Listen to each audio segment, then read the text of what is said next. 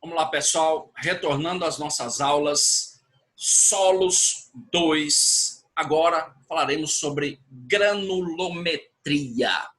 A última aula falamos sobre os fatores responsáveis pela formação dos solos, depois falamos sobre classificação dos solos. Lembra? Solo zonal, azonal e intrazonal. E agora falaremos sobre granulometria, né, e as demais partes da teoria sobre solo. Vamos lá, granulometria, o que seria isso?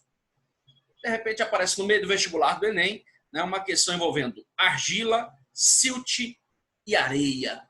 Né? Cada uma desses elementos que formam o solo, eles têm uma característica específica. Granulometria é justamente a dimensão, né, em milímetros desses componentes do solo. Você está observando aí na tela, né, que a areia, olha lá, tem cascalho, depois areia grossa, areia fina, silt e argila. É muito comum, quando se fala em solo, falar areia, silt e argila. Areia está mais na superfície. Né? Qual é a propriedade da areia? Você vê que a granulometria da areia está entre 2 milímetros e 0,02. Né? Entre 2 e 0,02. Ou seja, a areia, né, ela tem uma característica que ela tem uma granulometria, ou seja, tem uma dimensão maior do que o silt e do que a argila. Cada um desses elementos apresenta características. Nos interessa a característica da areia e a característica da argila. Pelo fato da areia ter uma dimensão maior do que a argila, a areia, o solo arenoso, acaba sendo dotado de uma maior permeabilidade. Que bicho é esse, professor? Permeabilidade é a capacidade, né, de absorver água. Então, a areia é mais permeável, tá? E a argila é mais impermeável. As partículas de areia, né, elas estão mais afastadas entre si. E as partículas de argila, elas, pelo fato de elas serem menores em dimensão, elas estão mais juntas. E é justamente por isso que a gente diz que a argila é uma rocha sedimentar impermeável. Tá? Então é importante, ó, o silt está entre o meio termo ali, é bastante instável. Né? Por exemplo, quando você vai ali, né, quem mora em São Luís do Maranhão, a ponte do São Francisco, né, quando a maré está baixa, né, aí você vê o rio Anil, e aí você vê aquele limo, aquele material lodoso, né, que se forma pela acumulação em função da maré baixa. Então, aquele material lodoso, limo, que se forma pela o vai e vem da maré, né, que você consegue observar na maré baixa, chama silt. Tá? Então, a areia ela é mais permeável, ela absorve mais água, e a argila, pelo fato dela ser mais fina, olha lá a dimensão 0,002 milímetro, ela se aglutina e torna o solo impermeável. Tá? Não pode esquecer isso. Vamos lá. Características do solo. Olha lá. De repente cai um esquema desse na prova do Enem, você não sabe nem de onde que veio. Tá? Então, permeável porque tem mais areia. Olha lá, ó. As partículas de areia elas são mais grossas, tá? Mas elas permitem a absorção da água. Já a rocha impermeável, né, o caso da argila, ela está mais grudada uma na outra, mais próxima da outra, tornando o solo mais impermeável. Tá? O solo arenoso é mais permeável. Choveu, a areia absorve. Solo argiloso, né, a água fica parada mais tempo. Não pode esquecer isso daí. Olha lá, solo arenoso formado por grande quantidade de areia, muito leve e permeável. Não serve para agricultura. Até pode servir, tá? Desde que seja corrigido. Tá? Você sabe que uma das técnicas de correção da acidez do solo é a adição de calcário, calagem. Né? O solo arenoso, via de regra, é um solo que tem um pH entre 0 e até 6, mais ou menos, é um solo arenoso, tá? Que necessita de correção. Aqui ao lado você está vendo o quê? O solo argiloso, né? Solo impermeável. Tá? Inclusive esse solo rachado aí que você está vendo, que é típico do semiárido, chama solo, né? É um tipo de argila chamado greta. E aí fica formando essas placas que você está vendo aí, ó. Formado por argilas, essa retém muita água encharcando o solo. Então, não pode esquecer. Solo arenoso, permeável, absorve água. Solo argiloso, impermeável, não absorve, tá? Vamos lá. E aí a gente passa, né? Você imagina que um dia, de repente, você vai trabalhar com engenharia. A pedologia, ela é inerente à geografia, evidentemente. Ela aparece na engenharia, né? E aparece, evidentemente, na agronomia, né?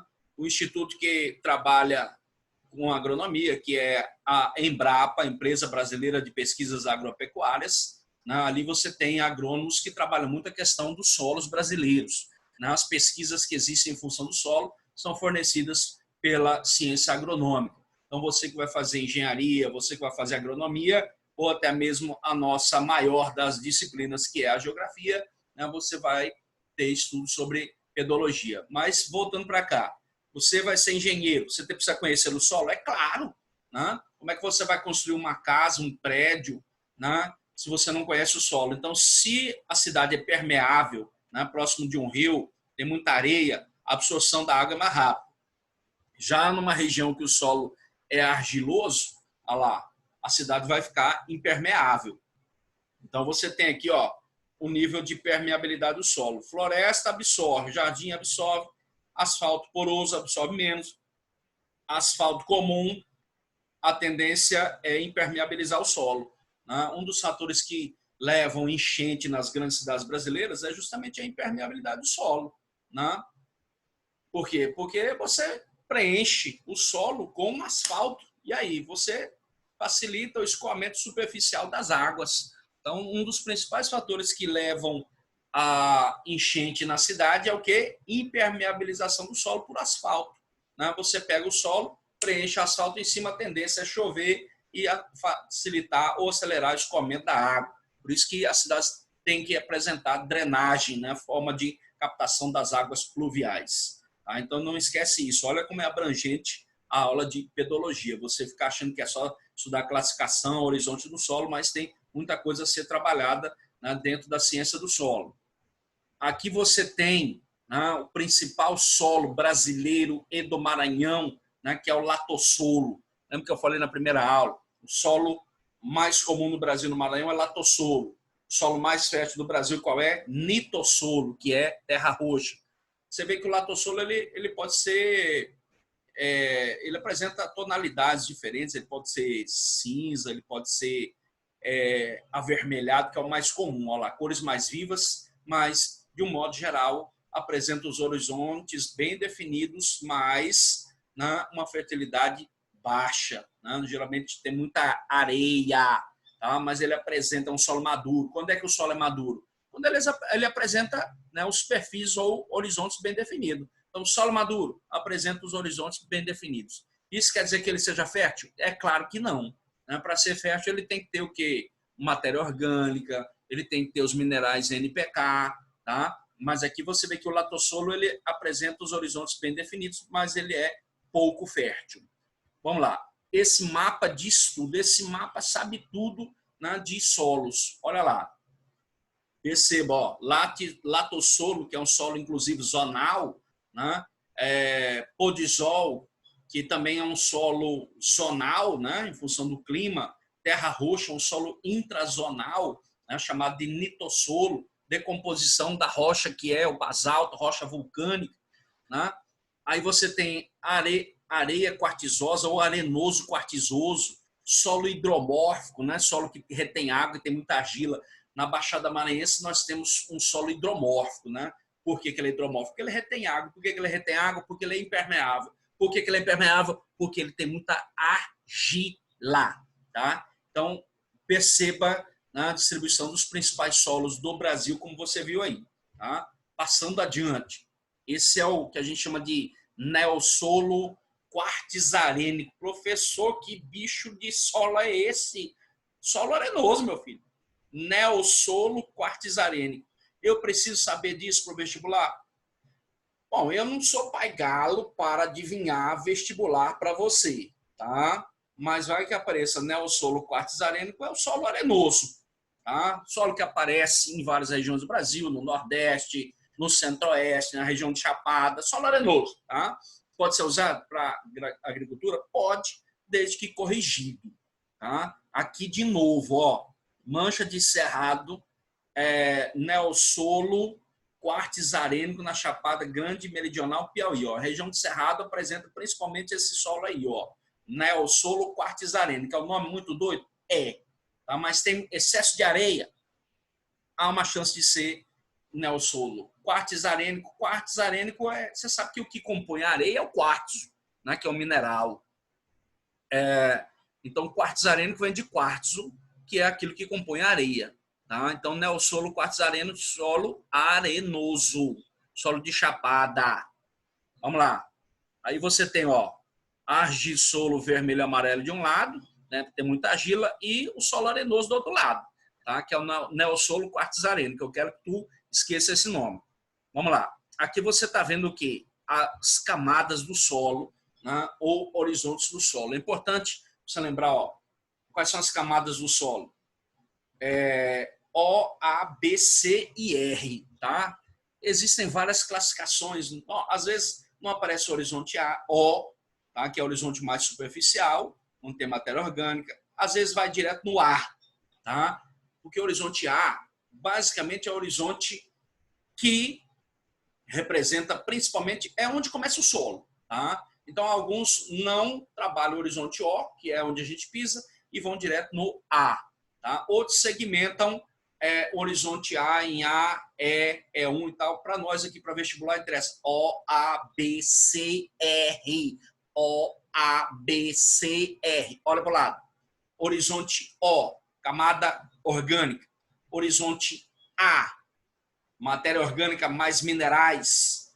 Horizonte B, né, principalmente onde você tem minerais. Horizonte C é a rocha alterada, né, contém fragmentos de rocha.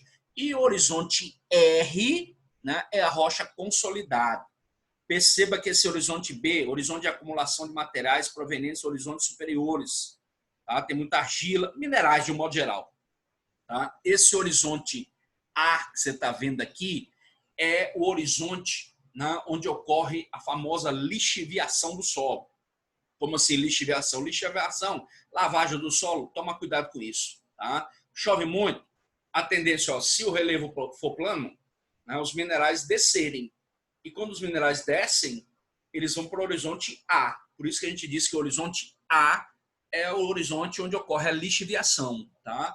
E aí, no horizonte em cima, que é O, você tem o quê? Só fica areia. Né? Descem os minerais, fica só areia em cima. Por isso que a lixiviação lava o solo e torna o solo mais arenoso. Tá? Então, olha lá, de novo, é bom você copiar esse esquema no caderno. Horizonte superficial O, orgânico. Horizonte A apresenta material decomposto, minerais, né? É o horizonte da lixiviação. Letra B, pouco afetado pela erosão, pela ação do homem, pobre. Esse horizonte B geralmente é mineralógico. Tá? O horizonte C, regolito, geralmente é a rocha decomposta. Tá? E R é a rocha matriz, inalterada. Tá? É importante você observar essa imagem aqui. Ó. Perceba essa linhazinha do tempo. Ó. Ó que bonitinho. Ó. Você perceba que quanto mais tempo, maior é a profundidade do solo e mais maduro é o solo. Quando é que o solo é maduro? Quando ele apresenta os horizontes bem definidos. Tá? Ó, olha a linha do tempo aqui. Ó. Quanto mais tempo, mais solo. Tá? Solo maduro apresenta os horizontes bem definidos. Rocha, onde você tem mais rocha do que material orgânico. O solo ainda não está completo. Tá? Por exemplo, quanto o solo da região semiárida. Não chove, então você vai ter mais rocha. Né? Solo pedregoso, litossolo, por exemplo, é o solo do semiárido. Tá? Então, sem chuva, é mais rocha. Mais chuva, maior profundidade do solo, tá? Então, onde você tem mais chuva, maior percolação, maior infiltração, geralmente é um solo, né, mais maduro. Pouca chuva, solo raso. Por quê? Porque tem muita rocha, tá? Quero agradecer a audiência de vocês. Daqui a pouco a gente volta. Se inscreva no nosso canal. Muito obrigado.